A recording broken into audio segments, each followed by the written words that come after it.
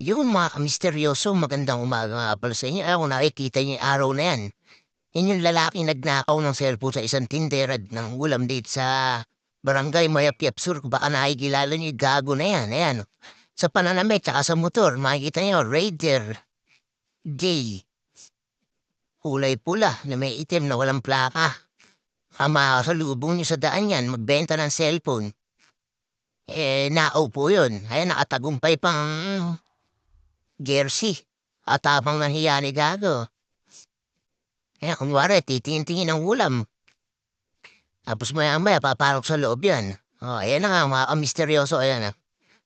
Ali-alikid na yan, at titira yung cellphone, nakikita niya, yun, cellphone niya, yung tinig niya na rin. Hala niya, walang CCTV. Bulaga.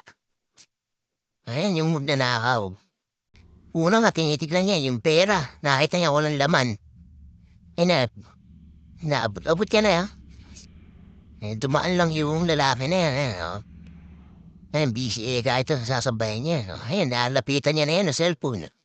Oh, yan Kunwari, papatakal siya ng marami para maging abala yung yung tindera. Wapasin yun, linga siya ng linga.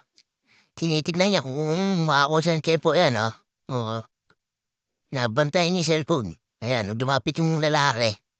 Nakasandong puti. Hindi niya tinuloy. Pero hindi siya alis sa tabi ng cellphone. Ayan inabot niya na yung cellphone. Ayun, nilagay sa bag.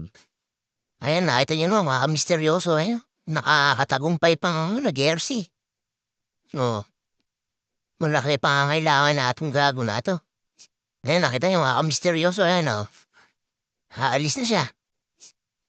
Oh, kitang-kita sa CCTV. Yung motor niya, Ayan, No, nakita niyo. Alright.